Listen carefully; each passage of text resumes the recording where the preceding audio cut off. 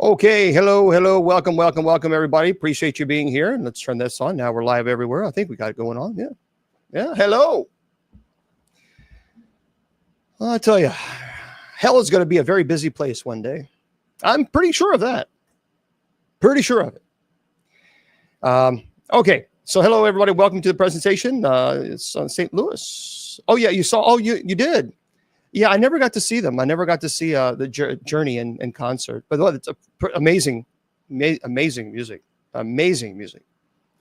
All right, everybody. So hello and welcome to the presentation. Thank you so much for being here. Happy Friday to you wherever you are in this beautiful world. Hate is rampant. That is for sure. It is for sure. And it gets to a point where you get old. You get done. You're done with it. Fed up with it. Well, hello there, Ireland. Well, thank you very much. Thank you, Chris. Appreciate that. Tell a joke. Trolls will go to heaven. That's a good joke. I mean, it's a lie, but it is a good joke. All right. It's a good joke. I mean, right? Yeah, trolling is demonic. Plain and simple. Trolling is demonic, and there's a special place in hell for trolls.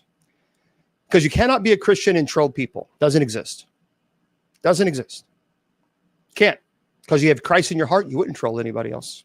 Well, happy Friday to you as well. Happy Friday. Okay, folks, first of all, here's what I want you to do. I want you to go to our sponsors' websites. And the sponsors' website is kgradb.com. And then I want you to click on the shop link. And you click on my name. If you click on my name, they have a lot of really amazing products there. Very, very cool products, new products, as a matter of fact. Yeah, just block them. I don't want no muting. Block the trolls. Block them. They're cancerous people. We don't want them here. And so what you do is you click on my name, Bishop Long. And if you do that, you can purchase these products. And what I love about it is 100% of the profits that would go to me as a community, we are going to donate that to the MKS Kids Foundation. And their MKS Kids Foundation, it is an orphanage that is in Africa. And so we help them out. You know, that's the point.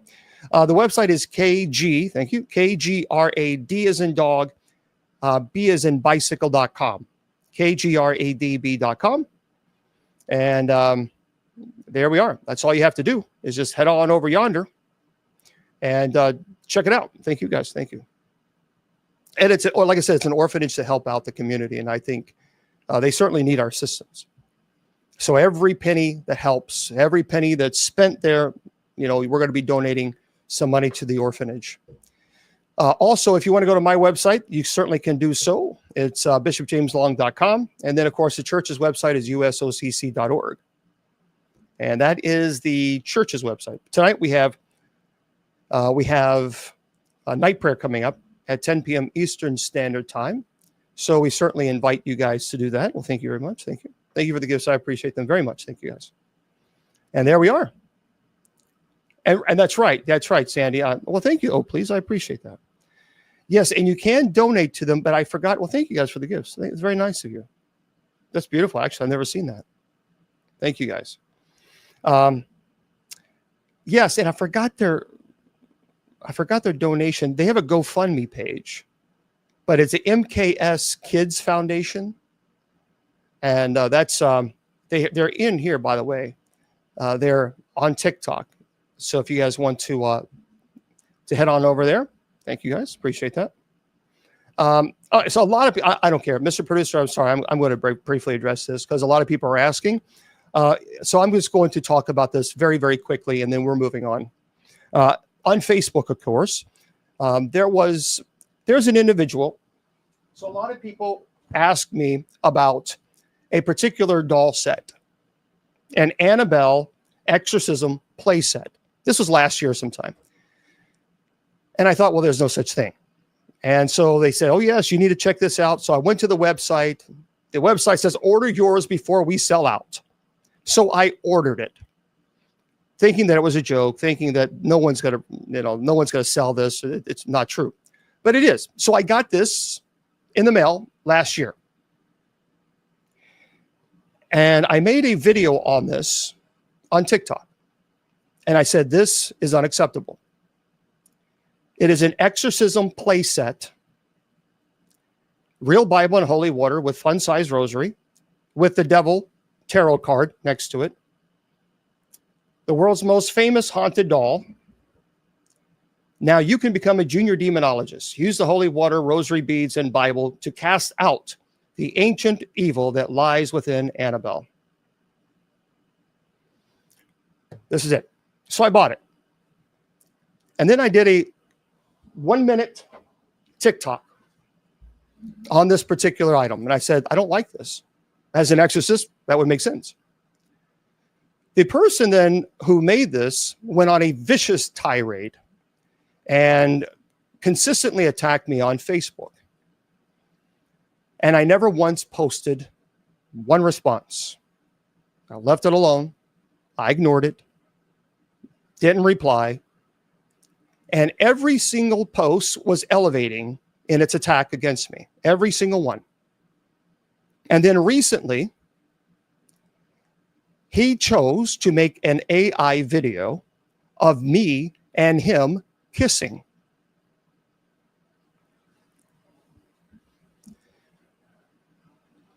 Enough was enough. Enough was enough. That's when I said, I'm done. You don't have to like me as a person. But by God, I have every right to get an item that's being sold for kids age 4 and up. That's what it says.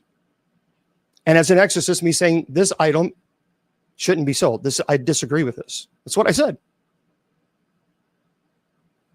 And so he has made several posts on Facebook that has attacked me. Several. And I've said nothing. I've kept my mouth quiet. But then when he made the video, the AI video of he and I kissing, I said, you know what? That's enough. This is not right. This goes too far. And he has escalated and escalated and escalated, telling people that I had him commission a piece of work. That's a lie. His website said buy before they sell out. There was no commission. I didn't commission him to do artwork. I bought a product that he's selling online. And then I did a duet saying that I don't like the idea. It shouldn't have been done. That's it. No commission. No special commission that I had him do. That's a lie that he's spreading. He posted on his website, purchase before the products sell out. So I purchased one. That's it. That's the story. No special commission of artwork. That's a lie. If I, as a clergy member, cannot go online, if I can't say this the kind of stuff shouldn't be sold, then we have lost our way as a society. We're lost. We're doomed. And so, like I said, he has made several really derogatory comments, and I've not said one word. Not one word. Oh, I've already spoken to an attorney. Yeah, this is going to stop. This is because, enough is enough. Enough is enough. This is blatant harassment. And then people threatening to dox my information. Okay, you go ahead and do so and see what happens. I'll tell you, I live in Louisville, Kentucky. I'll tell you exactly where I live.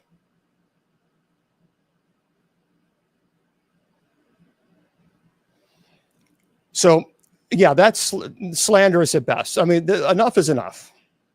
Enough is enough. So it's this type of crap that it's just like, okay, look, enough. And then I did an online auction in 2007 Of course, he's using an auction in 2007 to attack me, of course. Everybody says, oh, Bishop Long, you should never charge for an exorcism. You should never charge to bless people's homes. Then who do you think pays for it? Santa Claus? Santa Claus doesn't write a check out saying, oh, here's a $50,000. Now you can go to all the people's homes. No, someone has to pay for that. That someone was me for 23 years. $15,000 on my credit card to help people for free. Never charging once, never once. So I did an auction online to raise money so that I can continue helping people for free. And then he's going to throw that in my face and try to discredit my ministry. Then I tell you what, this is what I'll do. I'll retire completely. And you put $15,000 on your credit card and you go to people's homes and bless their homes for free. But you won't do that, will you? Instead, you'll make public attacks against me, slanderous comments. This is your warning. You have crossed the line. I'm not giving you any other warnings. And I know damn well you're watching, and so are people who are, your little people who are threatening to dox me. Dox me. Find out. Enough is enough. This has gone too far, and I've had it. And I have every right to be angry. So don't sit there and tell me, oh, Bishop Long, you should just ignore them. You sit in this chair. I have. I've ignored them multiple times on multiple platforms, making multiple constant barrage of attacks, and kept my mouth shut until I saw the video of him and I that he made of us kissing. And if you think that's funny, you are so messed up in the head, I don't want anything to do with you. You're demonic. Go away.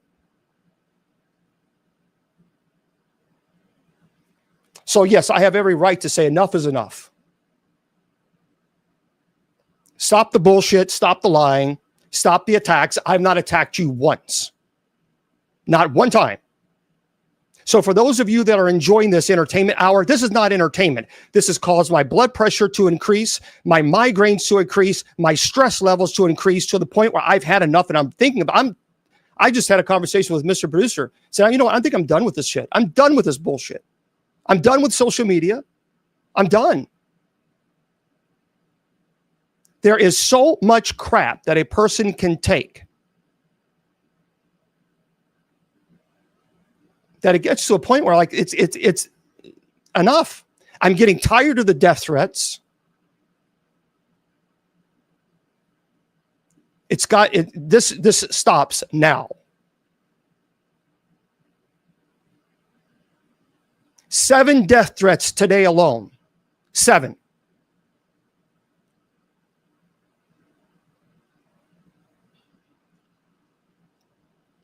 So don't sit there and tell me, oh, just ignore it. Yeah, you sit in my chair and ignore it. You sit in my chair and have someone post a picture of you kissing somebody else, man or woman. So yeah, you've gone too far. You need to knock it off. Enough is enough. I've not made one post to attack you once. I have made a product review on an item that you chose to sell that I disagree with. And now you've taken it too far. You have made multiple posts attacking me, and I've said nothing. And then the video of you and I kissing on AI, you know what? That's bullshit. So for those of you who are entertained, congratulations. I'm glad that you are entertained seeing a person being harassed. Clergy who's given his entire life helping people for free. Not even receiving a salary from the church. So if this makes you happy and excited and entertained, you're sick. You are a sick, sadistic human being.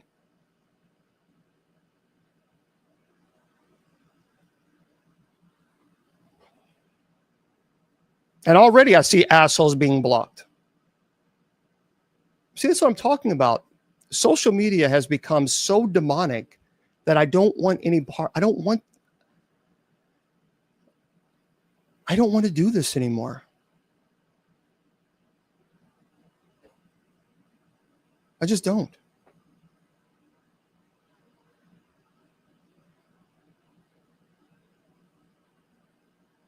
No.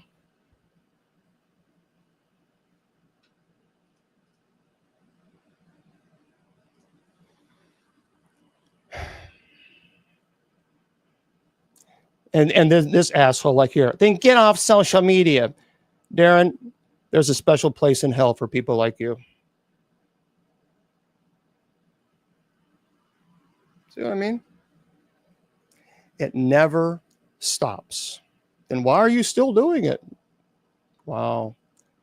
You are so evil. Evil. Evil.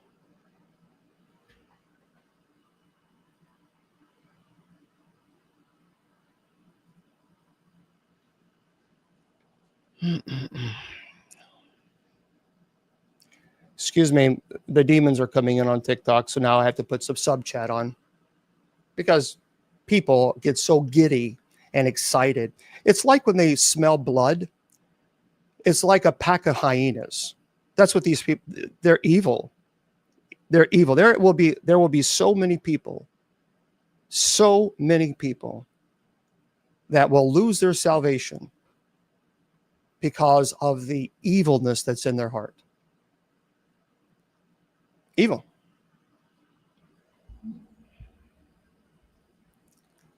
So anyway, that's what's been going on. That's what I've been dealing with. And I haven't talked about, I don't know, the death threats that I get every single day. Haven't talked about that.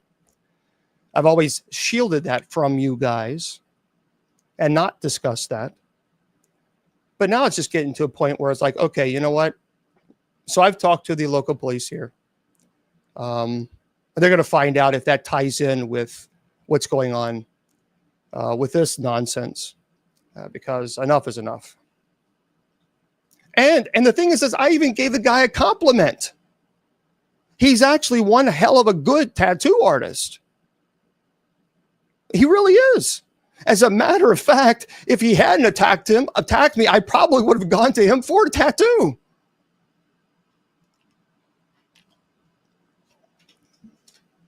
So, hey, I got an idea. Let's bury the hatchet. Contact me and let's get a tattoo and we'll film it. We'll film it. And this is how we just say enough is enough. Just as long as you don't, if you make a cross, if you put a cross up there, don't put an upside down cross. Right? There we go. Thank you, Monica. Thank you. So I think that's pretty good. And we can film it. Say, this is how peace is done. This is how peace is made right here. See that? And then we'll get a little cross tattoo. I don't know. You got to find some type of, I am a very, very, very forgiving person, but what you're not going to do is you're not going to tell everybody, oh yeah, he's playing the victim. And then you're the one that's constantly been attacking me on social media because I have all the screenshots of all the posts. And so, and I have not posted once in reply. So let's be fair about that. Yeah. Yeah. The Benedictine medal. Yeah. Benedictine medal. So anyway, just enough is enough. Just stop. Really, guys, you guys, the hate, I don't understand this hate. I don't get it. I don't care if you're an atheist. I don't care what faith you are or what faith you're not. The hate online is just, I've never seen it. I've never seen it this bad. I have never seen. Have you guys seen it? Is it just me?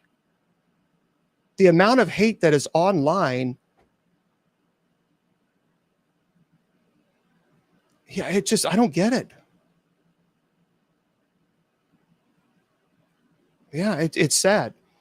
I just miss the days where, people were just, you didn't have to agree with one another, but damn, this viciousness. Thank you, please. Thank you very much. Thank you. But all right. So I wanted to address that because people kept asking me about it, and I was slammed with questions on Messenger right when I was going live. So it's just enough is enough. I just made a duet. No, I don't support a junior demonologist kit. Why would I? And no, I haven't sold it. And no, I'm not going to throw it away.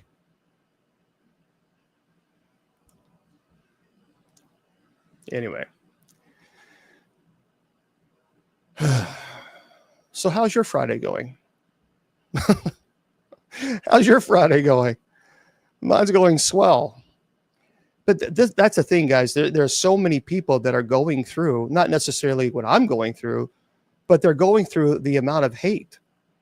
And there's a lot of people that are just overwhelmed.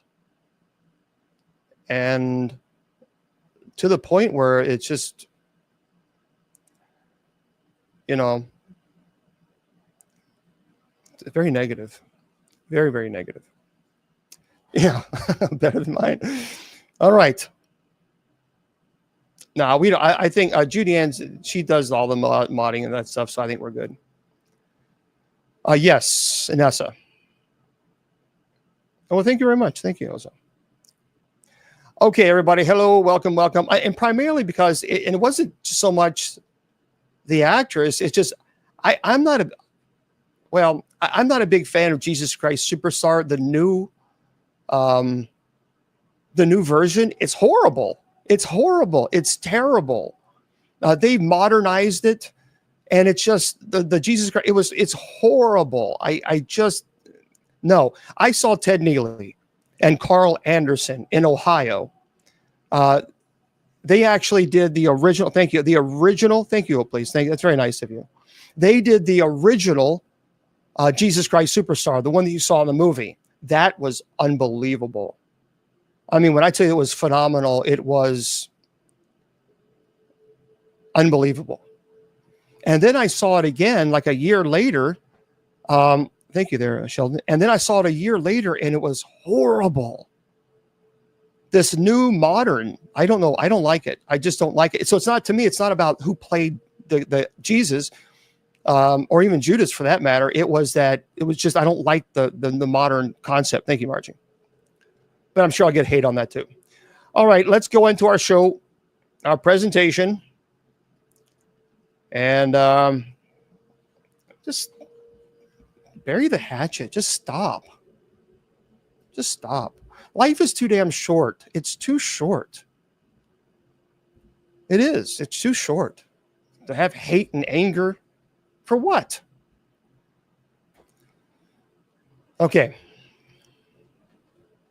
Right. Yeah, it does, man. Okay.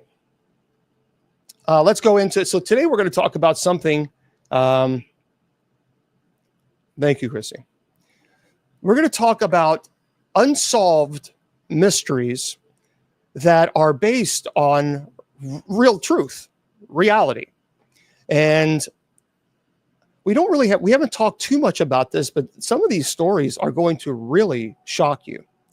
And remember, these are real stories that are unexplained. First, we talked about the Dyatlov Pass. Did a presentation on that. Thank you there, Jax.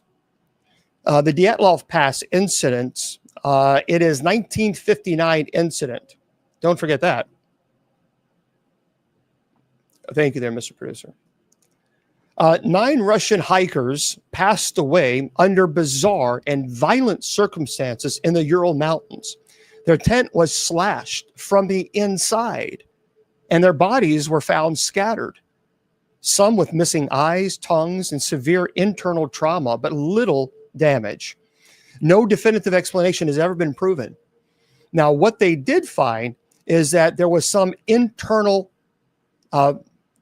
a profound force that was almost like an akin to being hit by a truck or something, but yet there was no bruising. There were no bruising. Oh, excellent, excellent, Austin. Welcome. Okay, so it's kind of interesting, isn't it? The Dyatlov Pass, I did the press. Now listen to this. This is a story that I want to tell you guys about. Have you ever heard of the story of the disappearance of the Sauter children? 1945. Thank you. Thank you, oh please. If you have not heard of this, oh my gosh, this is crazy. All right, listen. 5 of 10 children vanished after a mysterious fire destroyed the Sauter home in West Virginia. Thank you, Sheena. Sheena's wonderful, by the way. Very gifted. No remains were ever found, and suspicious circumstances suggest that the fire may have been staged to cover up a kidnapping. So here's the story behind this. So we're going to delve into one of the most chilling and perplexing mysteries in American history, the eerie disappearance of the Sauter children. See, the tragic event, which unfolded on Christmas Eve in 1945, has haunted the small town of Fayetteville, West Virginia for decades. It's a story that has a lot of fear and suspicion and unsettling unknown. So it's a Christmas Eve, December 24th, 1945.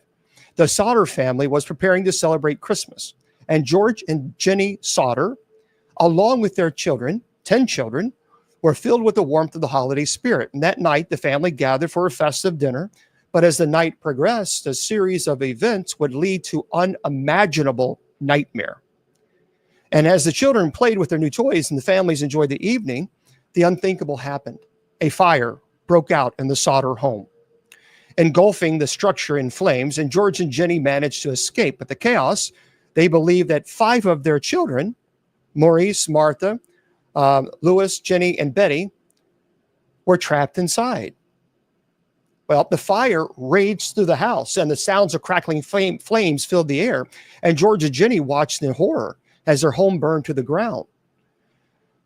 Firefighters arrived, the blaze was too intense. And when the flames finally subsided, the charred remains of the house were all that remained. And in the aftermath, the Sauters were devastated. They searched the debris, hoping against hope to find their children alive. But as the hours passed, they were confronted with a grim reality. There were no bodies. The coroner ruled the children passing, but the Sauters couldn't shake the feeling that something was amiss, even though they had no bodies there. And in the days and weeks that followed, the Sauter family began to piece together a disturbing narrative. They received reports from witnesses who claimed to have seen the children after the fire. Some said they'd seen them put inside a car by a mysterious man. Others claimed that they had seen the children alive and well in a nearby town. George Sauter, determined father, could not accept the official narrative. And he believed that his children had been kidnapped. So he began to investigate, and uncovering a web of secrets that hinted at a darker reality. The local authorities dismissed his claims, but George was relentless. He sought out leads, followed tips, even hired a private investigator. Now, there's a lot of theories. As the investigation unfolded, various theories emerged. One was a kidnapping. Some believe that the children had been taken by a group of individuals who had a vendetta against George Sauter. He had been outspoken about local corruption and made enemies in the community. And could someone have sought revenge by abducting his children? Other people argue organized crime. See, Fayetteville had a history of organized crime, and some speculated that the children had been taken as part of a larger criminal scheme. And the soldiers were Italian immigrants. The Sauters. Some believe that they were targeted because of their heritage. Now, some argue that it was government involvement. A more sinister theory suggested that the children were taken by government agents, and George had been outspoken against certain government policies, and some believe that the children were taken as a warning. And then, of course, as time went on, the story took an almost like a mythical quality to it. Some locals began to talk about the possibility of supernatural involvement, suggesting that the children had been spirited away by forces beyond comprehension, by UFOs. Well, anyway, in the months and years followed, the Sauter family continued to search for answers. And they put up a billboard along Route 16 displaying photographs of their missing kids, offering a reward for the information. Now, of course, the billboard became a symbol of their unyielding hope. but it also drew the attention of the curious and morbidly fascinated. That's pretty bad. May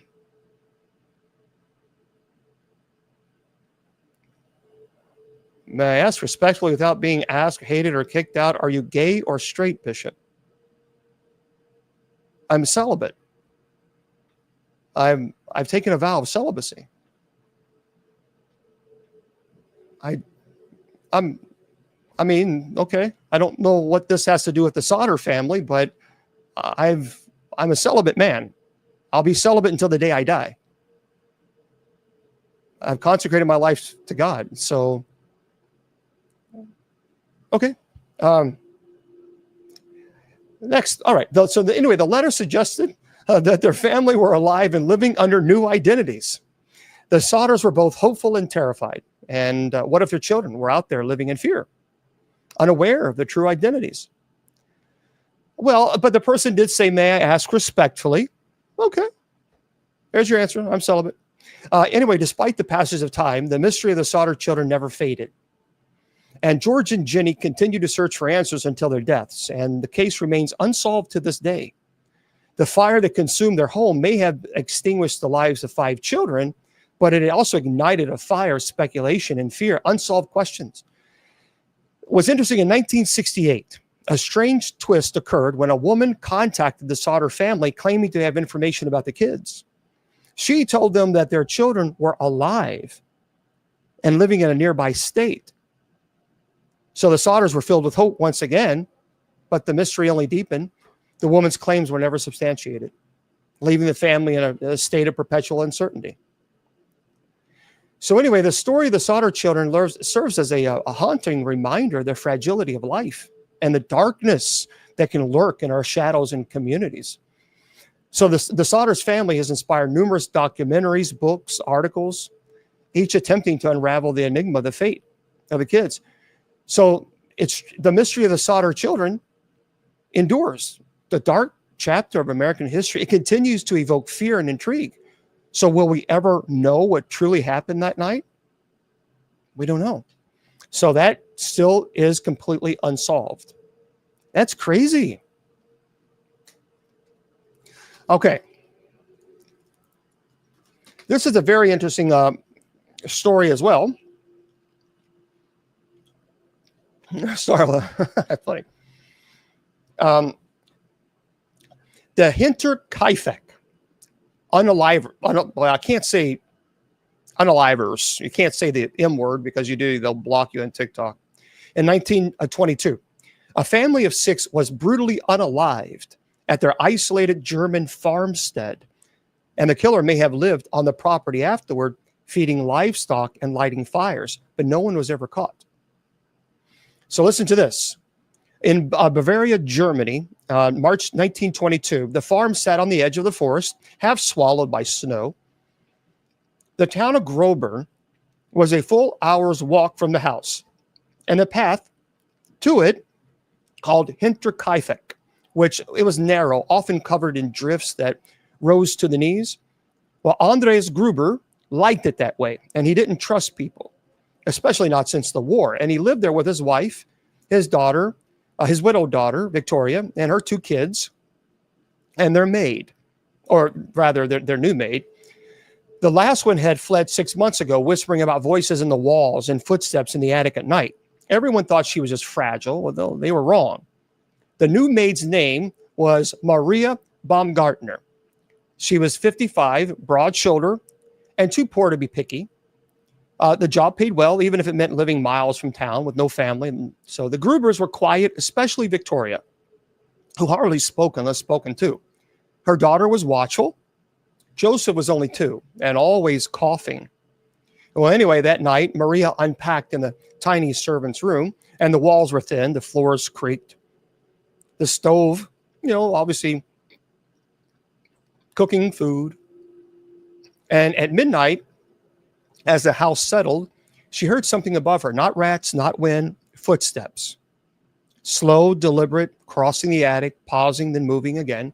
She sat up in bed listening, and there were no other rooms above her, only the attic. Well, the next morning, Andreas found deep footprints in the snow leading from the forest to the house. But there were no prints leading back out. And he showed none. And he just stood there staring at them until the wind erased them. And inside the barn, hay had been disturbed. The tools weren't where he left them. And the lock on the shed had been broken and refastened. And he asked the others if they'd been out there. No one had. And he did. He didn't mention it. Thank you. Instead, he checked the attic himself. Nothing. Dust, rafters, old tools. But the air felt wrong, stale, like someone had been breathing in it all night. Well, that week, the family kept hearing things. Doors creaking open, a key missing from the ring by the cellar, footsteps in the hallways late at night. The dog barked at nothing. Cows refused to eat. And one evening, Victoria came into the kitchen pale and shaking. So there was someone in Joseph's room, she whispered. She walked in and seen a man standing by the crib. But when she turned on the light, no one was there. And the window was locked from the inside. So on March 31st, neighbors noticed that the family hadn't been to church. Thank you very much. And the mailman said the mail was piling up. And that day, a mechanic arrived at the farm to repair a machine. He knocked, nobody answered. But he heard the dog barking inside and livestock stirring in the barn. So he waited and waited, nobody came. And the next morning, he returned with a neighbor, and what they found would haunt the village for decades. The barn, so the doors to the barn were closed, but they were unlocked. And inside, just beneath a loose pile of hay, they found Andreas Gruber. His skull had been split open, face caved in with what looked like a mattock.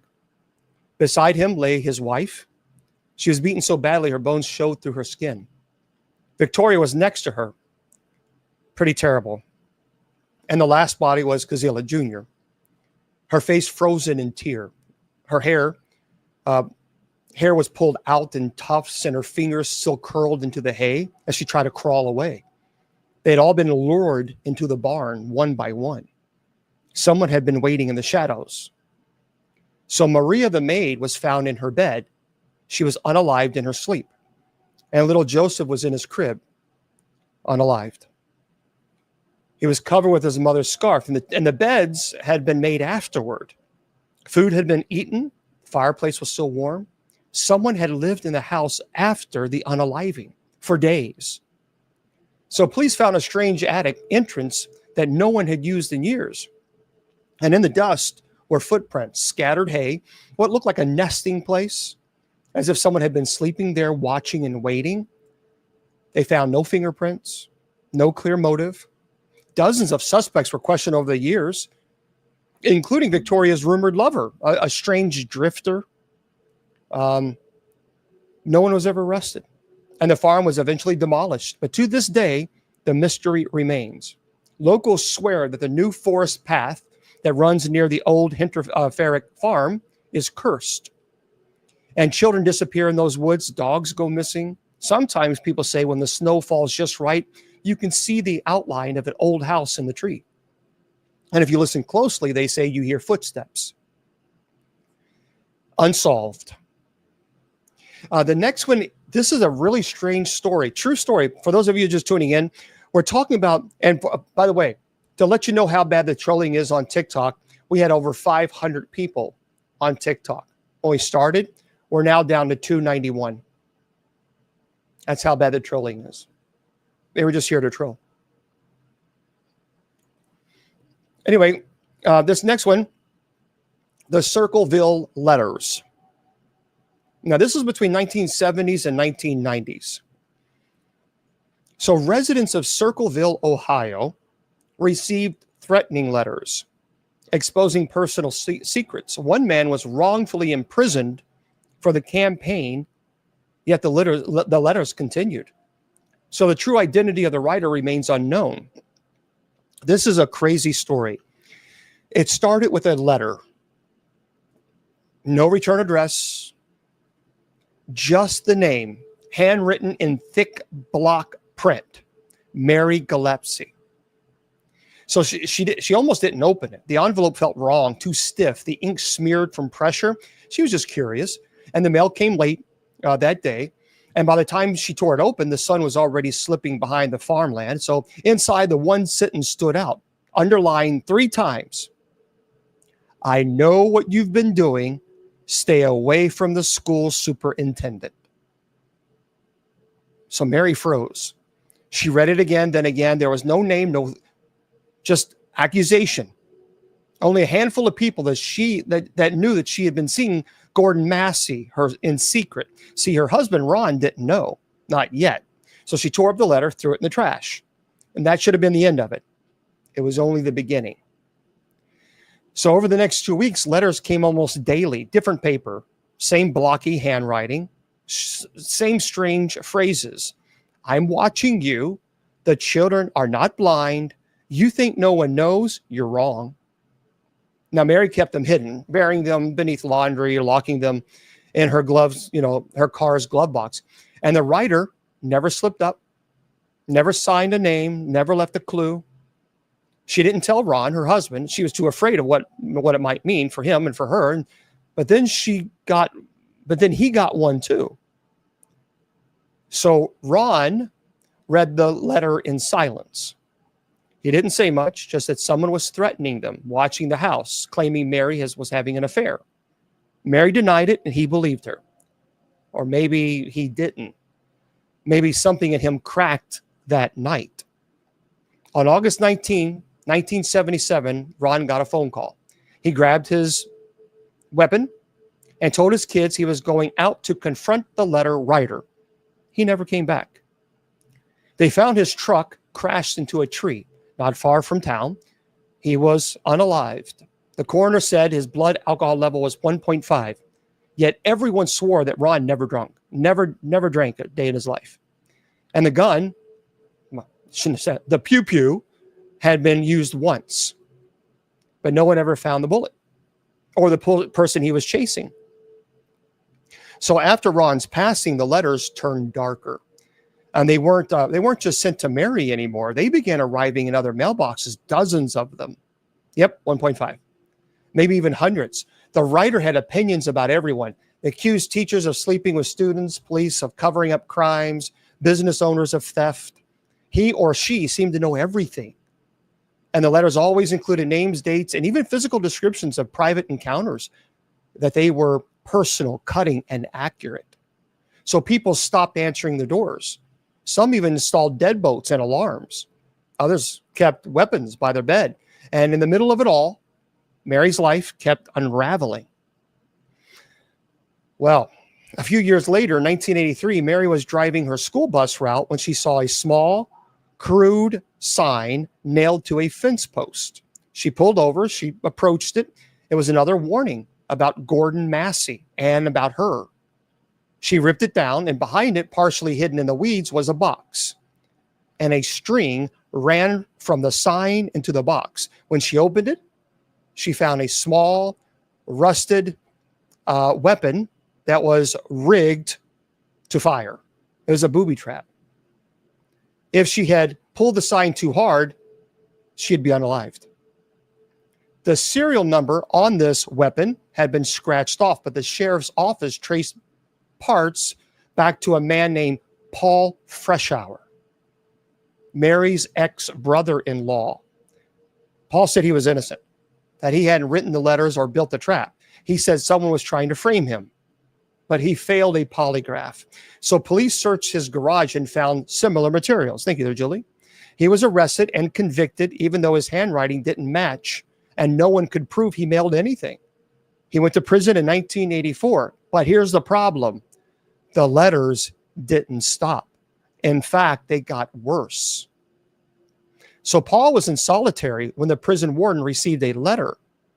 So did reporters and the sheriff, all in the same handwriting. And he says, "You think locking me up will stop me?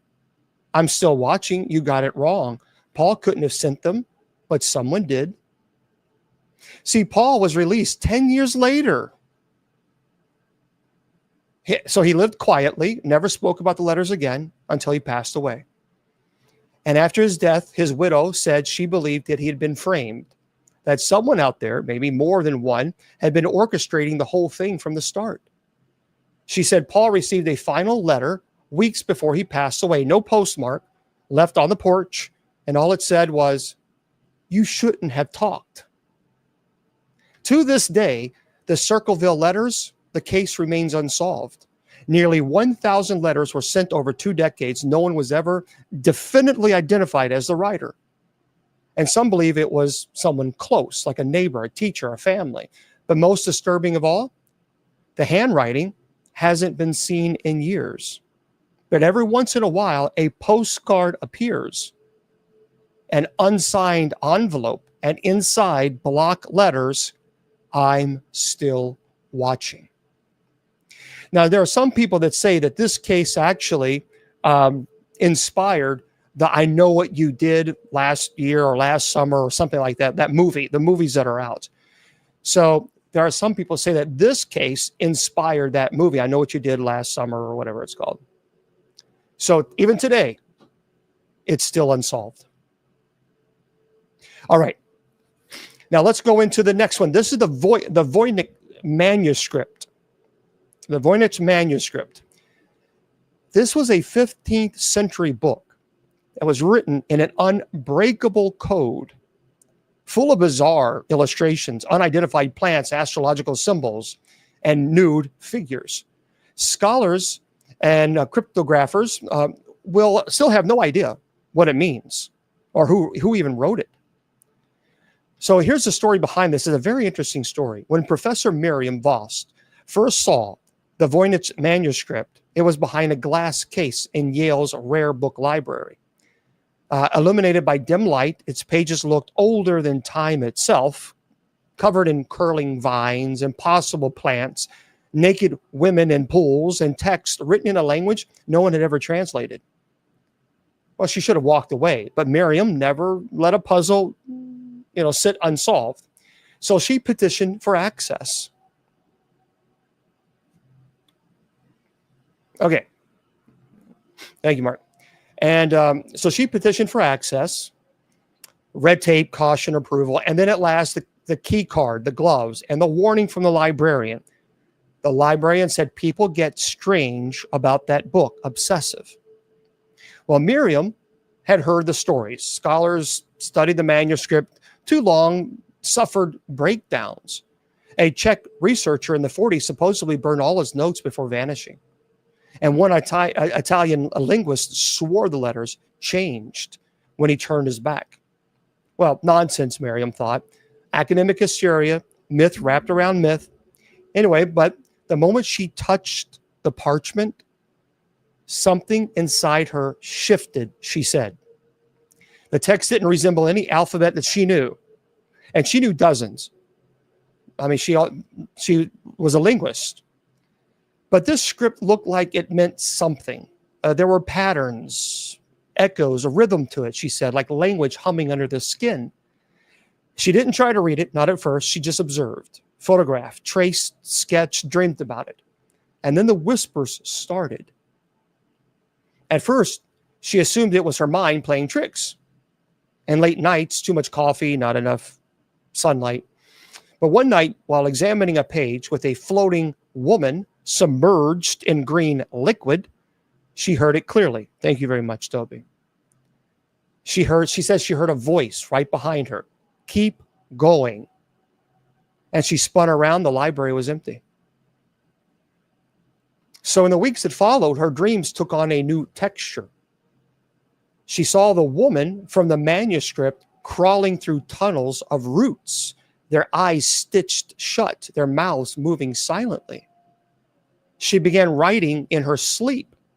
Her roommate found her one morning at the kitchen table, hunched over a notebook, scrawling page after page of the Voynich script. And Miriam didn't remember doing it.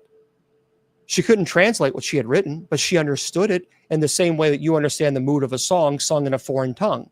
And the message was always the same: open the gate. So one night, while reviewing her high-resolution scans, she noticed something impossible.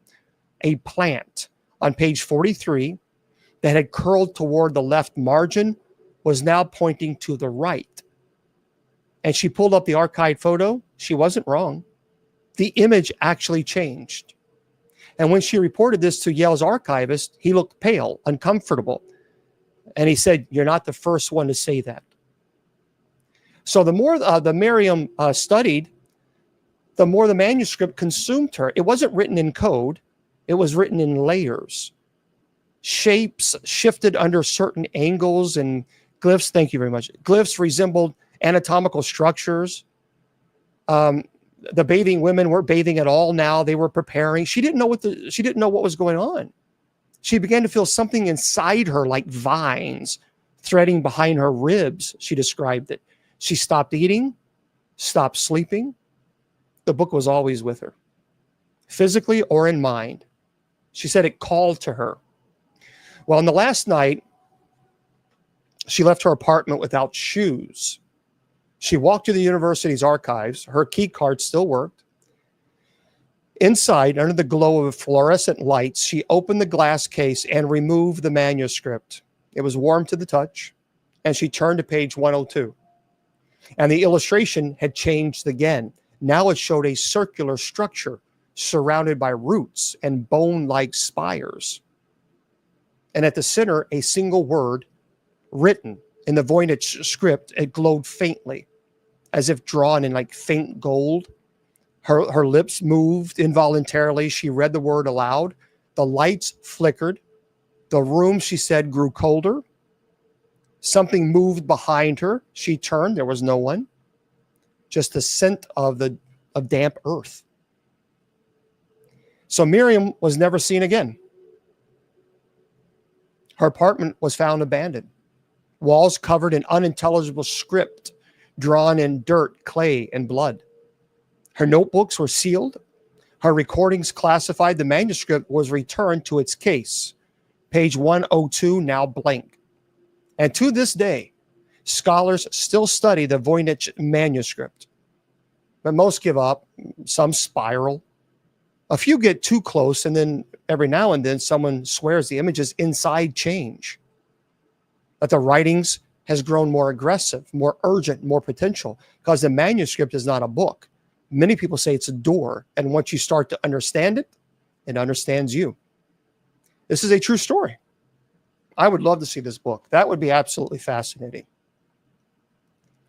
Okay, again, for those of you just tuning in, I'm Bishop Long. I appreciate you guys being here. Happy Friday to you wherever you are. Hopefully you're having a great Friday. We are talking about true, unsolved, haunted cases that are quite frightening and that are completely unexplained. Some of these cases are truly eerie. And when you have books like this, it really does make you think, what in the world is this? Okay. Let's go into the next case is the Elisa Lam case. This is crazy. Some of you probably have heard about this. The Elisa Lam case, it's 2013. Thank you there, Cheeto. A 21-year-old Canadian tourist was found unalived in a water tank that was atop the Cecil Hotel in Los Angeles after acting strangely in an elevator that was captured on camera. Her passing was ruled accidental, but how she got into a sealed tank remains unexplained. So this is a true story here. Listen to this. This is crazy. So Los Angeles, 2013, the elevators wouldn't close. Elisa Lam stood inside, back pressed to the corner, her breath quick and shallow. She jabbed the button for the 14th floor again, and again, nothing.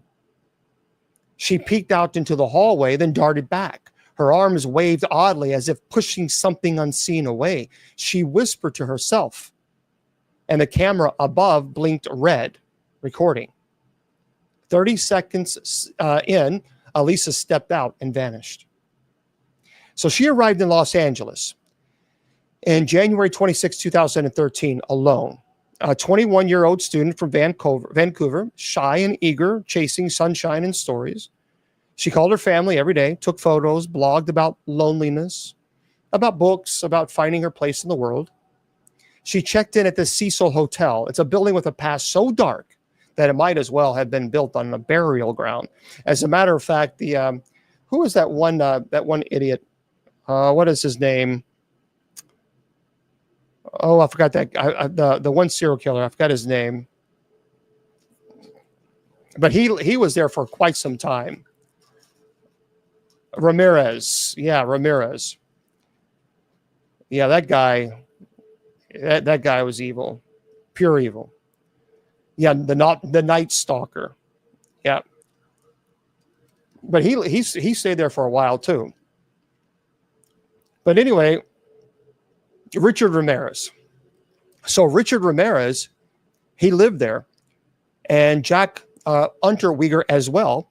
Floor after floor of long, narrow halls, sickly yellow wallpaper, and strange stains that the cleaning staff never quite removed. She was given a shared room, but after 2 nights, her roommates asked to have her moved. They said she was acting weird. They didn't explain any further.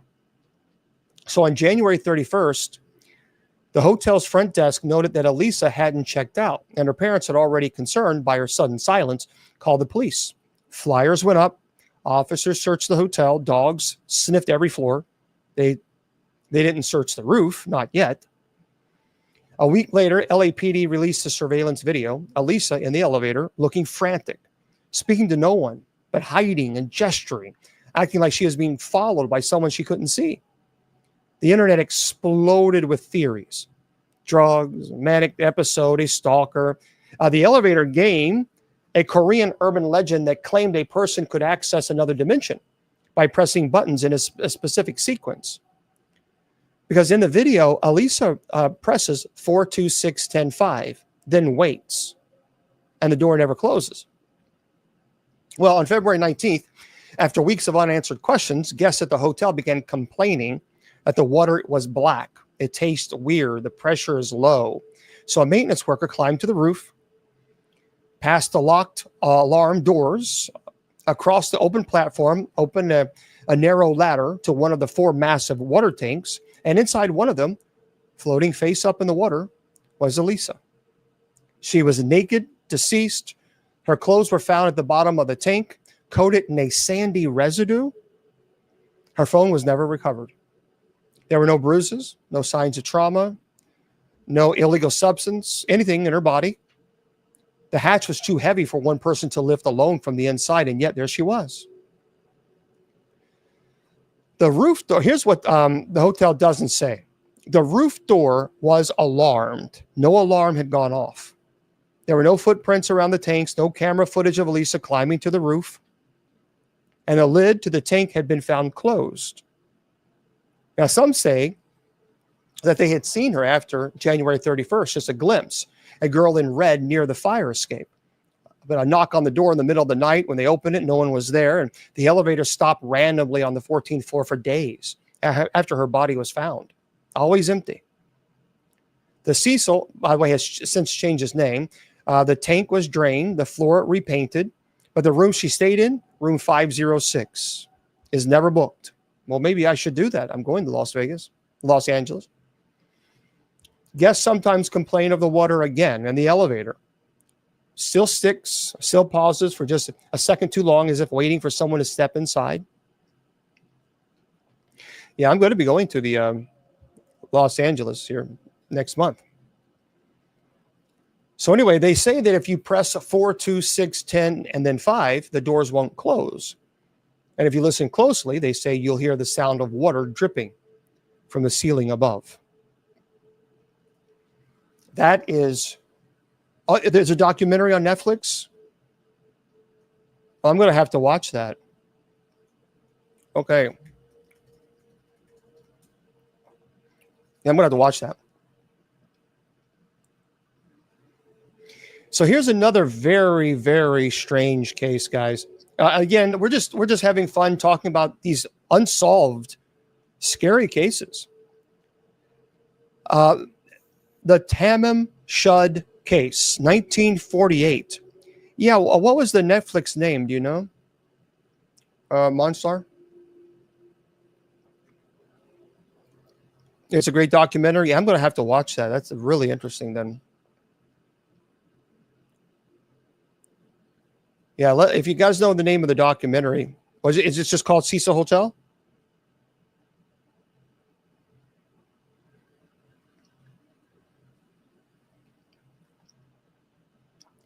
Dark Water is a movie. Oh, thank you there. I certainly will. Hold on one second. We're going to try to find the name of this movie, of this documentary, because I'm definitely going to watch that tonight. So if you guys know the name of that documentary on Netflix, so just bear with me. Oh, it's called the Elisa Lam documentary, guys. That's what it's called. So let me screenshot this. Okay. I might be saying it wrong. Eliza Lam. Okay, listen to this, guys. This is really odd.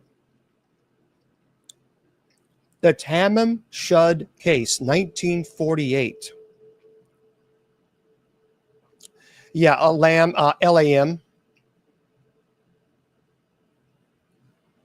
Yeah, it's Eliza, Eliza. I should say. I think it's Eliza Lam, Lam, Lam. Okay, let's talk about this, guy. This is a crazy story. The Tamim Shud case. A well-dressed, unidentified man was found deceased on an Australian beach with a scrap of paper reading Tamim Shud, meaning ended or finished, in his pocket. A hidden code and a copy of an obscure book that's deepened the mystery. So this is Adelaide, South Australia. The man washed up on Somerton Beach just before dawn. He was dressed in neatly pressed suit, shoes polished, hair combed, no ID, no wallet, not a single label in his clothing. His hands show no signs of labor, his body completely intact, except, of course, for the fact that he was deceased. Well, he had a rolled up cigarette rested behind his ear. Another unlit one sat on the collarbone as if dropped mid-smoke. The tide hadn't touched him. So here's the autopsy. Dr. John Barkley had seen many strange things, war wounds, drownings, unalives, but this one was different. No obvious cause of death, he said, pulling off his gloves. The man's heart was fine, brain fine, stomach contained the remains of pastry and a strange bitter substance that couldn't be identified. His spleen was 3 times normal size. Pupils were tightly contracted. Says as if his body just shut down, the coroner muttered. A quiet death without struggle, without identity. But weeks later, while re-examining the man's clothes, a clerk at the city morgue noticed a small stitched up pocket inside the waistband of his trousers. Inside was a tightly rolled up scrap of paper. Just 2 words. Tamam Shud. They were Persian. It is ended. Well, a local man stepped forward days later, and he had found something odd in the back seat of his car, parked near the beach of the night of his passing. It was a copy of a book called the Rabiat of Omar Khayyam, an 11th century book of poems about fate, mortality, and the fleeting nature of life.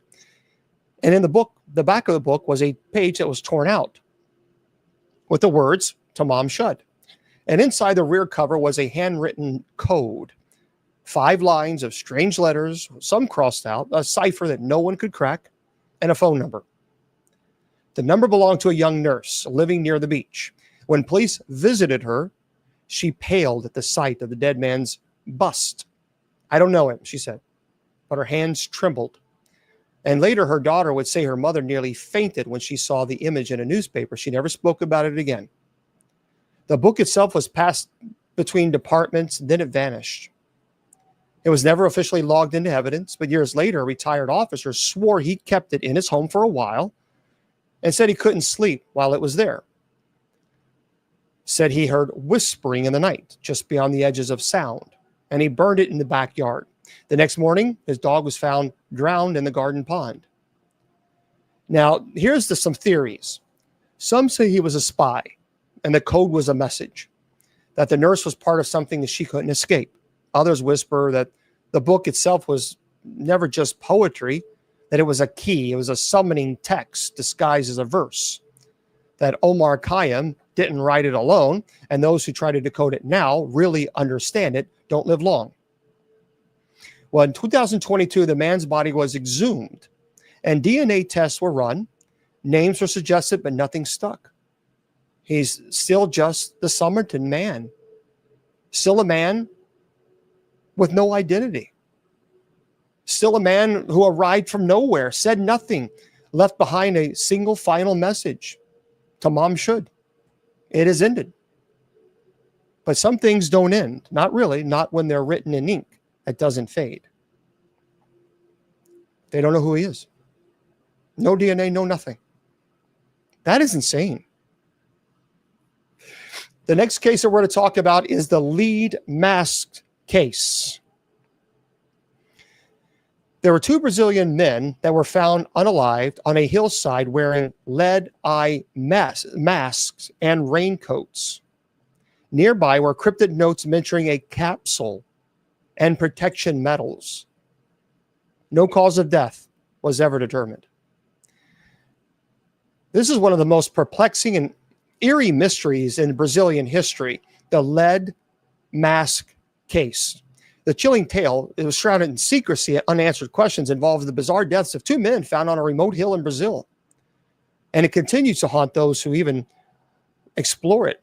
So on August 17, 1966, the bodies of two men were discovered on a hill known as Morro do Ventum and located near the town of Niterói, Brazil.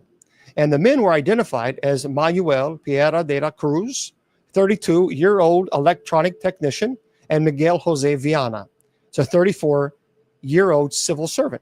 They had been missing for several days, and their disappearance had raised concerns among their families and friends. Well, the scene that greeted the authorities was nothing short of macabre. See, the bodies were found lying side by side, dressed in formal attire, with lead masks covering their eyes. The mask typically used to protect against radiation were a chilling detail that would leave investigators baffled. So the discovery of the bodies was made up by a group of children who had been playing in the area. And when they stumbled upon the lifeless forms, they were struck by the eerie sight of the two men, their faces obscured by the heavy lead mask. The children ran in to inform the parents, and soon the local authorities were summoned. And upon arrival, the police were confronted with a scene that defied explanation. The body showed no signs of violence or struggle. There were no indications of how the men had passed away. Only clues found at the scene were a small notebook and a cryptic message that would send shivers down the spine of anybody who read it. So the notebook contained a series of notes that hinted at a mysterious meeting planned by the two men. The notes mentioned a scientific experiment and references to spiritual nature. And they also included a series of strange symbols and drawings that seemed to suggest a connection to the occult or extraterrestrial phenomena. And one of the most chilling aspects of the notes was a reference to the operation and the lead mask. It appeared that the men had planned to conduct some sort of experiment involving the use of the mask, but the details were vague and left investigators with more questions than answers. There's a lot of theories. Some speculated that the men were involved in a secretive cult or an occult group that performed rituals involving lead masks. The idea of a sinister ritual, gone wrong sent chills to the community. Others say it's extraterrestrial, that the men encounter extraterrestrial beings during their experiment. The lead masks were thought to be means of protection against some form of radiation or energy emitted by UFOs. This theory fueled fears of alien abduction. And a more tragic theory posited that the two men had entered into an unaliving pact, believing that they could transcend to another plane of existence, and the lead mask could have been intended to shield them during their final moments. The theory was particularly disturbing and raised questions about their mental state. And then, of course, some people thought a darker theory suggested that the men were victims of a government experiment involving mind control or radiation exposure. I know, yeah, it's crazy, isn't it, Ari? The secrecy surrounding their deaths and the bizarre circumstances of the case led some to believe that they had been used as pawns in a larger, more sinister scheme. Despite the efforts of local authorities, the investigation into the deaths of these two men hit a dead end. Autopsies revealed no clear cause of death. There were no signs of poisoning, trauma, natural causes. And the lead mask remained a chilling enigma. And then, of course, as time passed, the case faded from public attention. But people still keep talking about it. Today, the lead mask case remains one of Brazil's most enduring mysteries. There were books, documentaries, discussions about this. The chilling details of the case continue to evoke fear, intrigue. So, nothing. It's a chilling tale that continues to evoke fear and speculation. So no one knows what happened or even how they passed away. That is insane. When I read these stories to prepare, I was kind of dumbstruck. Yeah, Cheeto. Okay. We'll do some more. We're going to go until about 8:30 or so, and then we'll open up and chat with you guys for a little bit. Don't forget, we had 10 p.m. We have night prayer coming up. So if you'd like to pray with us, that'd be fine.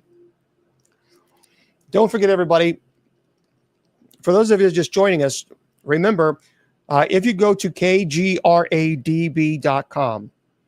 click on the shop link. Don't forget to do that. Click on my name. And they have a lot of great items there, and 100% of the profits that I would make from, people buying it, we are going to donate this to the MKS Kids Foundation, which is an orphanage in Uganda. And so they certainly would appreciate your help. And again, just go to KGRAD as in dog, B as in bicycle.com, and then click on the shop link, and you'll see my name there. Okay. The Flannan Isles Lighthouse disappearance. Really a strange case. The Flannan Isles. Thank you, Lynn. The Flannan Isles Lighthouse disappearance. The 1900. 3 lighthouse keepers vanished from a remote Scottish island without a trace. The logbook contained eerie entries about a powerful storm, yet weather reports showed clear skies. So here's the story behind this. Really interesting. In the remote North Atlantic, where the wind howled like a beast and the waves clawed at jagged rocks, stood the Flannan Isle Lighthouse. Its cold stone tower rose from a tiny island, sentinel ocean against the ocean's fury. It was supposed to be a place of safety and order, where 3 men kept the light burning, guiding ships through treacherous waters. But one winter, something went terribly wrong. James Ducat was a relief keeper sent to the Flannan Isles in December of 1900. And when the supply steamer Hesperus arrived at a stormy crossing, Ducat and the captain noticed something strange. The lighthouse was dark. No welcoming beacon flickered from the tower. And as they approached the island, a feeling of unease crept in. The usual signs of life, smoke from the chimney, footsteps in the snow, were absent. The door to the lighthouse was unlocked. Inside, silence. They found no one. The 3 keepers, James Ducat, Thomas Marshall, and Donald MacArthur, had vanished without a trace. The lighthouse was in disarray. The clock had stopped, and the beds unmade. A chair lay overturned. The logbook ended abruptly 3 days earlier on December 15th with a final encrypted entry says, "Storm. Can't hold much longer." No bodies, no clues, just an eerie emptiness where 3 men should have been. Now, Ducat and the captain searched the island. Around the base of the lighthouse, the ground was churned up and muddy, as if something had dragged itself there. Near the cliffs, they found strange footprints, too large for any man or unlike any animal known to the island. And at the edge of the rocky shore, they saw a tangled mess of ropes and a coil of weather-beaten chain. Something had happened out there in the storm, but what? That night, as the relief crew huddled in the supply ship, the wind's mournful wail seemed to carry the voices, whispers barely audible beneath the roar of the sea. Shadows flickered across the dark waters, shapes just beyond the lantern's reach. Some sailors told tales of a monstrous wave, furious ocean spirit claiming the keepers for their stubborn defiance. Others spoke of a ghostly ship seen on stormy nights, crewed by lost souls, seeking to drag others into the depths. Well, Ducat never forgot the silence inside the lighthouse, the way the air felt thick with dread. And when he left the island, he swore he had heard the faint sound of a bell ringing far out at sea, calling for help. No one could answer. And to this day, the Flannan Isles stand deserted. The lighthouse burns bright, but the men who tended its flames are gone, swallowed by the storm or something far darker. And when you hear the wind howl along a lonely coastline and the waves crash with a voice like a scream, remember the keepers of the Flannan Isles. They vanished without a trace, swallowed up by the sea's cold embrace, leaving only questions and a light that never dies. True story. That is insane. Now, oh, that's very cool, Lily.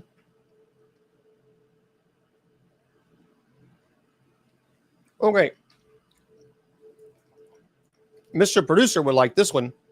And for those of you who like UFOs and alien life, 1977, something very, very special happened. The WOW signal. All right, the WOW signal. Listen to this one.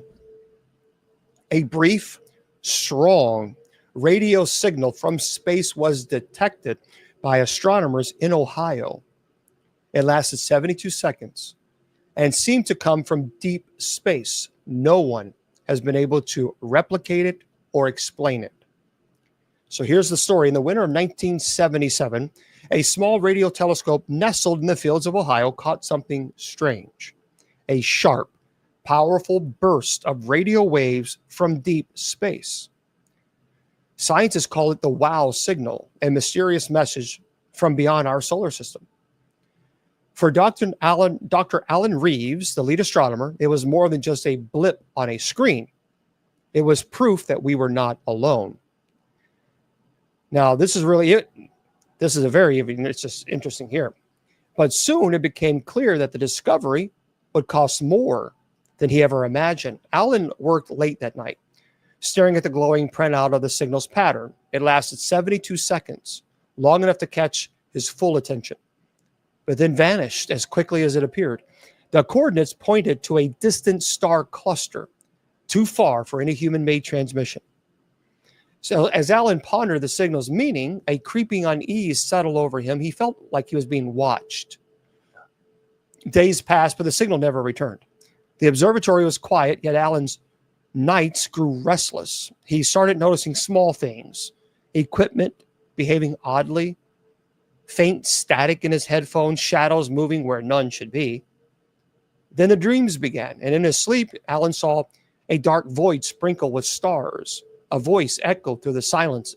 Alien, yet somehow familiar. We are here.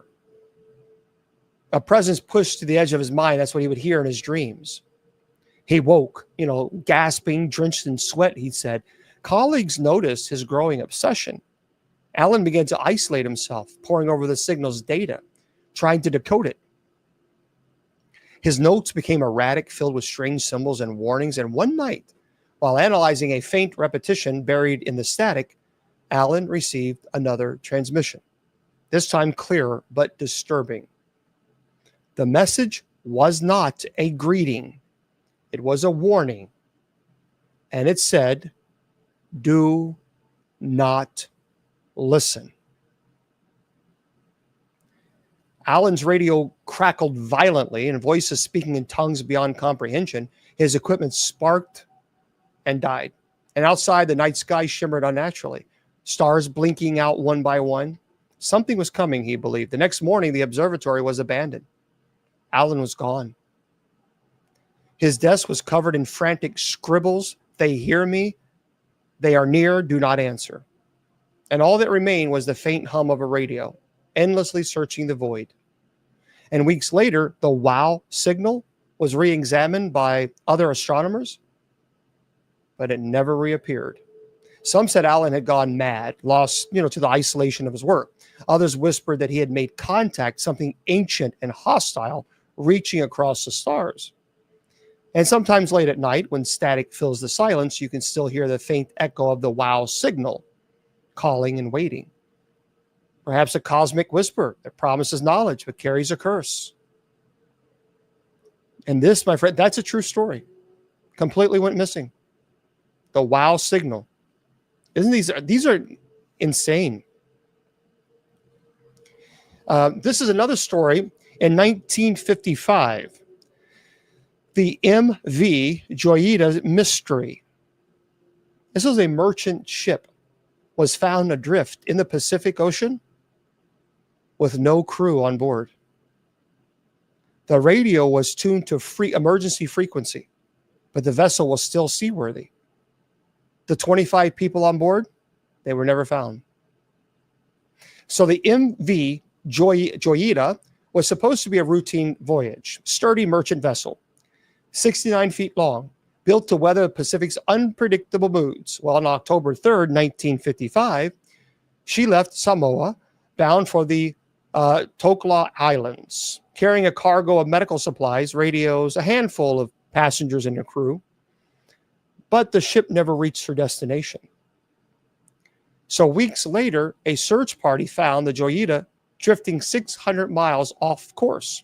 The ship was battered and listing heavily. Now, its radio, certainly it smashed. Lifeboats missing, no one on board. The cabins were locked from the inside. The navigation log stopped abruptly and the engine was dead. The strange part, the ship's suppliers were untouched. No sign of struggle, no bodies, no explanation. Lieutenant George Harris was one of the first on the scene, and the moment he stepped on board, a chill ran down his spine. The air was thick with the stench of salt and something else, something faint like a metallic. Yet there was no blood, no sign of fire or fight, just an eerie stillness. The radio room was chaos of broken equipment. Well, thank you there, Sean. The receiver crackled intermittently, emitting bursts of static that sounded almost like whispers.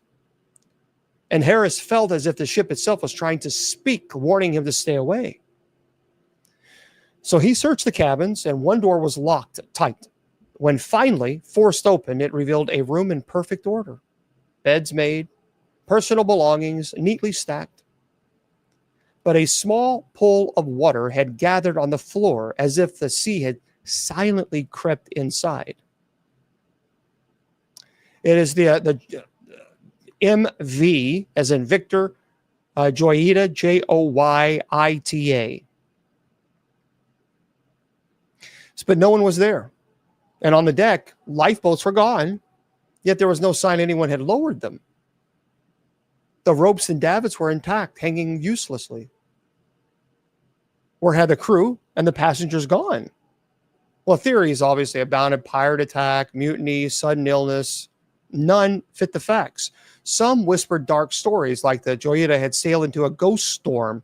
Thank you. A cursed patch of sea where ships just vanished without a trace. Lieutenant Harris felt haunted by the silence of that ghost ship. At night, he swore he heard faint footsteps echoing in the empty corridors and soft voices. Well, one morning, his relief found him staring out at the sea, pale, trembling. He said, "I heard them," he whispered. Here's words: the lost souls of the Joyita, they're still out there waiting. So the MV Joyita was towed back to port, but never repaired. The ship remained a ghostly reminder of the Pacific's mysteries. Thank you, Connie. So what happened to those on board? Did they vanish into the ocean's depths, or does something else, something unfathomable, claim them, leaving the Joyita to drift alone, a silent warning of the endless sea? Some say if you sail near the spot where the Joyita was found, you can hear her radio crackle in the dead of night, or a broken voice. But this remains completely and totally unsolved. Yeah. Well, hello there, Kimmy. Yep, I saw. Welcome. Isn't it crazy? Now, we'll do a couple more and then we'll answer questions. See how that goes. Okay. 1940s and 50s. I'm not going on a cruise anytime soon. The Bennington Triangle disappearances. Well, there's been a series of vanishings occurred in Vermont's Green Mountains, including hikers and townspeople who vanished without a trace in the same area. It is now dubbed as the Bennington Triangle. Here's the story behind it. In the rugged hills of southwestern Vermont lies a stretch of wilderness locals call the Bennington Triangle. It's not marked on any map, but those who know the land speak in hushed tones about the strange vanishing that plagued the area. In 1945, when a young man named Mitty Rivers set out to hunt deer in the dense woods near Glastonbury Mountain, Mitty was an experienced outdoorsman, but he never returned. Search parties found his abandoned truck and gear, but no sign of Mitty. Then came Paula Weldon, a college student out for a hike on the long trail in 1946. Thank you. She was seen last on a mountain ridge carrying a lunch pail and wearing her signature yellow sweater. When she didn't return, rescue teams scoured the forest for weeks. Paula had vanished without a trace. The disappearances continued over years, and James E. Tedford in 1949 and Paul Jepson in 1950 each vanished in the same region, leaving only mystery behind. And Tom Whitaker, a local wildlife officer, had heard the stories growing up and never believed them until the night he went missing. Thank you, Michelle. Thank you, guys. So it was early October.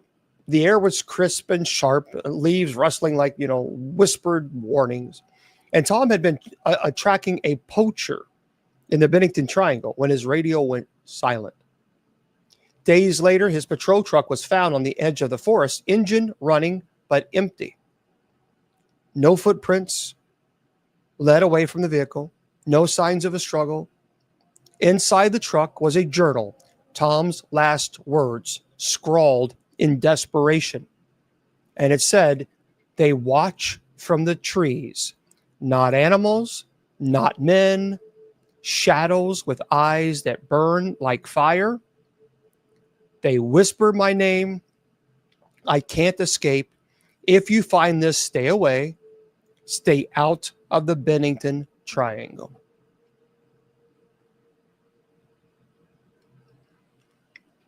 Well, local legend spoke of a darkness in the woods, a presence that consumed those who dared enter. Well, some said it was a restless spirit of the land itself.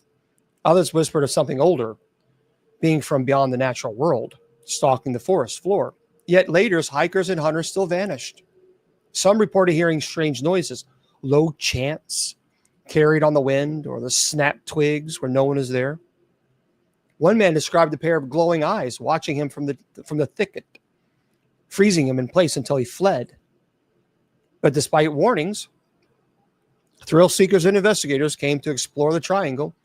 Few stayed long, and all left with stories of unease, a feeling watched, or shadows that moved beyond the firelight. And the disappearances never stopped. So, my friends, if you find yourself near Glastonbury Mountain, remember Tom Whitaker's warning. Thank you, John. Don't answer the whispering voices. It says, whatever you do, don't look into the eyes that burn like fire in the shadows. And this is a true story. We got to go to Bennington Triangle, don't we? I think so.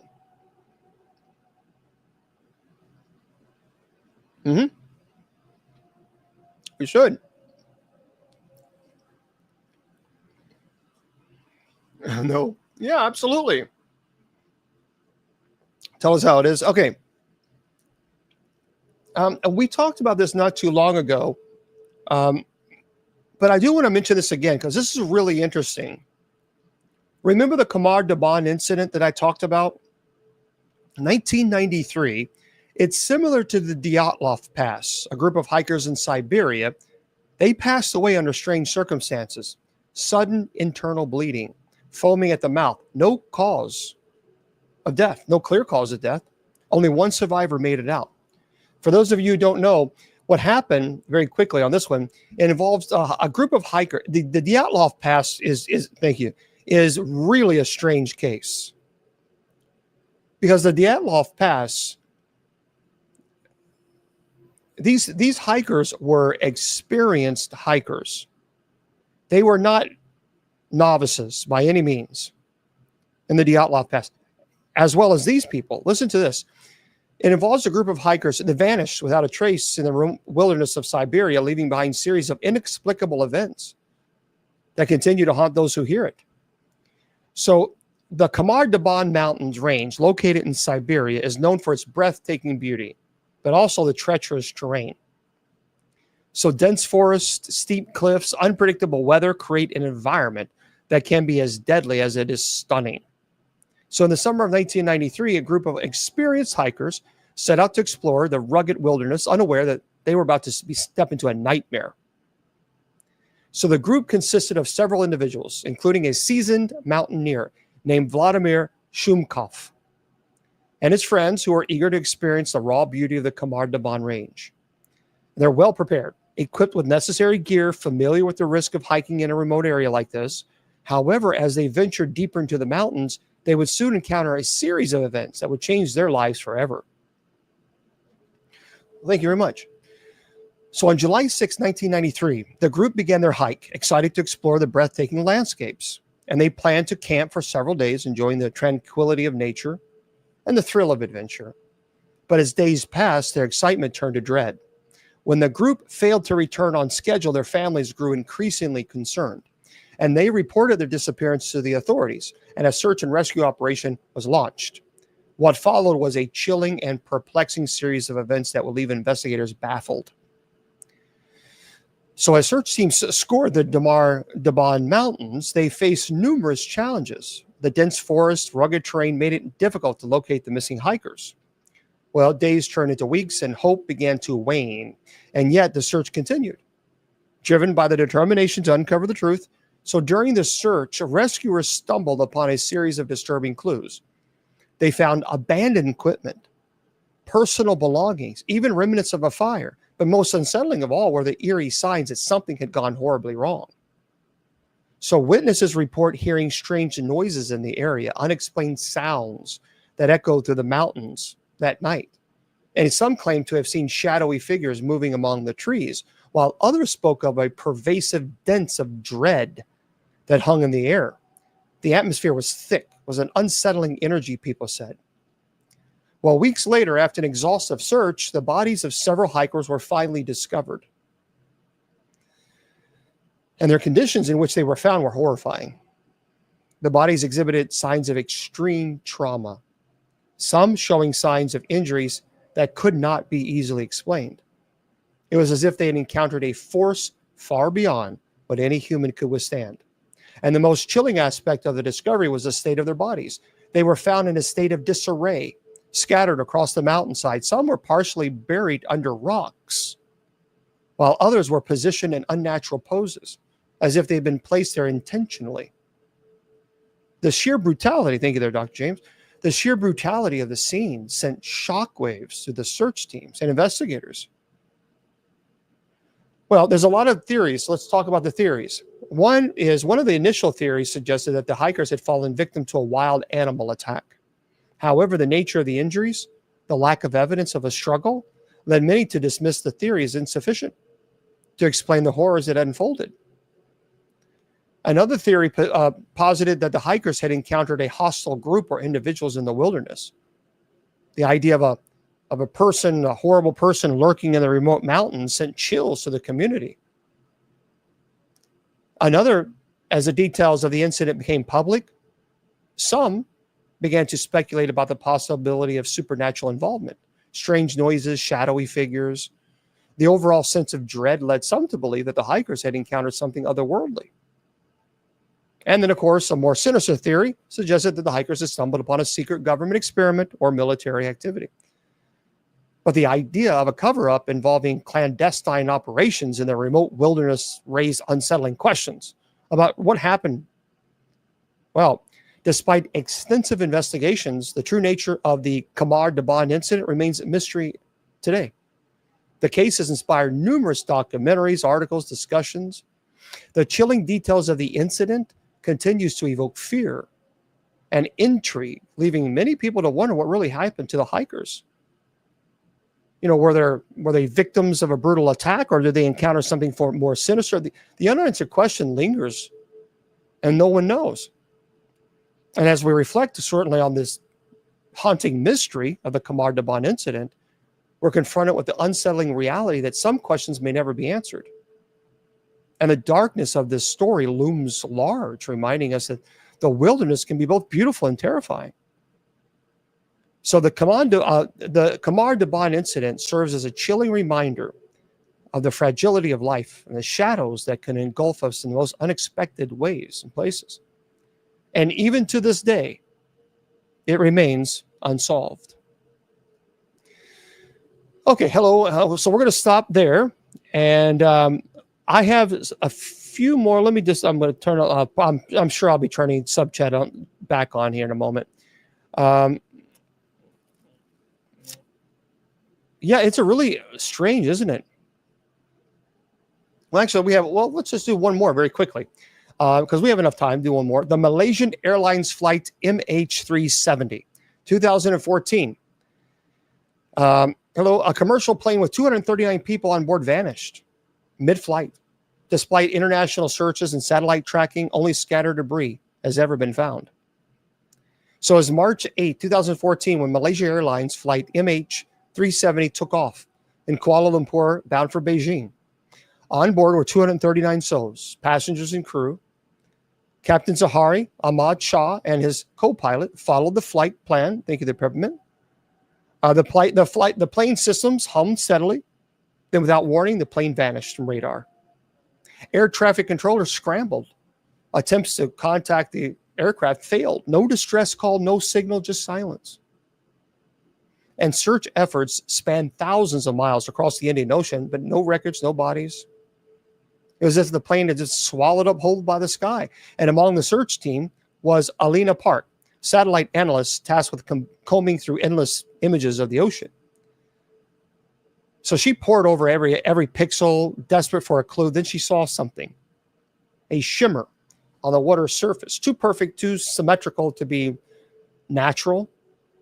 And coordinates matched the last known path of MH370. But as Alina zoomed in, the shimmer flickered, then vanished.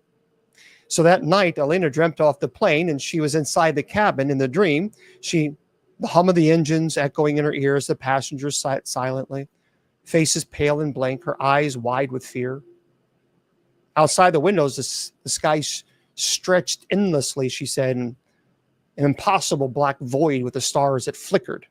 And suddenly the plane lurched violently, and the lights flickered, and a cold wind swept through the cabin, she said. A voice whispered in a language Alina couldn't understand, low and guttural. Anyway, she woke, obviously, with heart pounding, and on her desk was a photo that she hadn't seen before, a grainy image of a strange, pulsating light beneath the ocean's surface.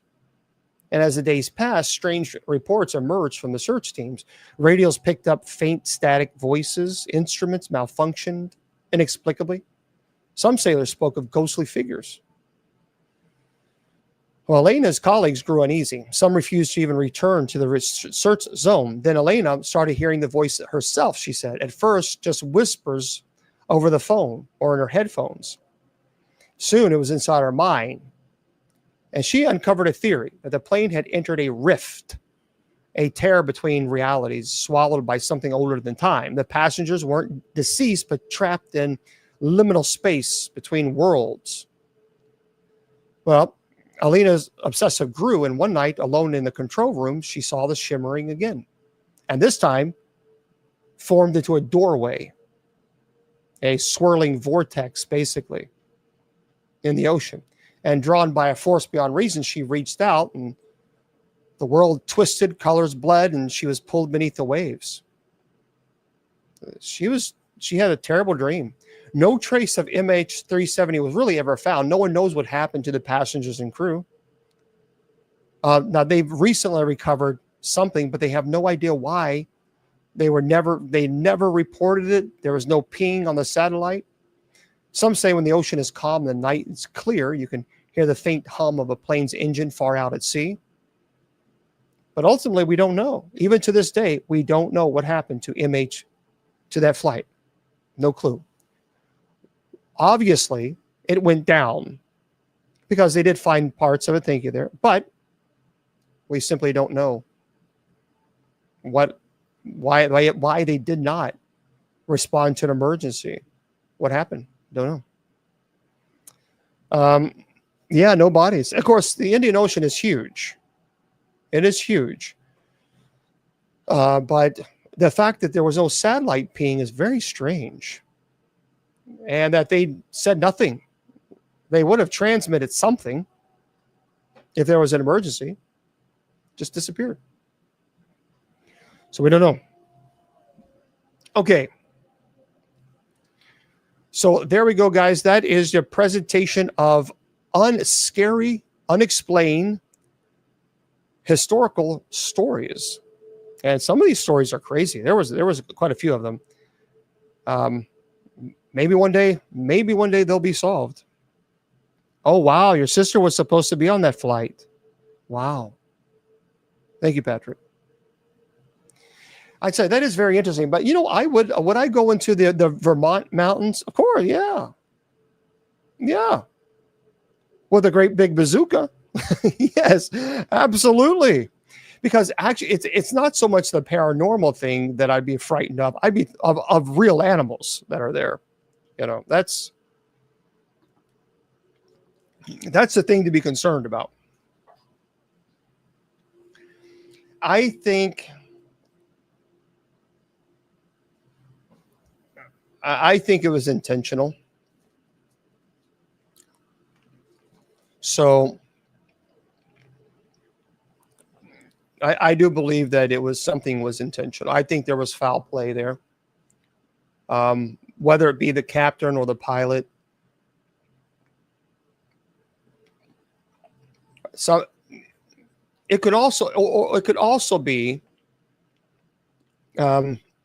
perhaps the pressurization of the plane, that maybe perhaps there was a fault in that and they just were aware. They were not aware of it. So if it was not purposeful, then I would say it could be that the depressurization, something was wrong, something happened.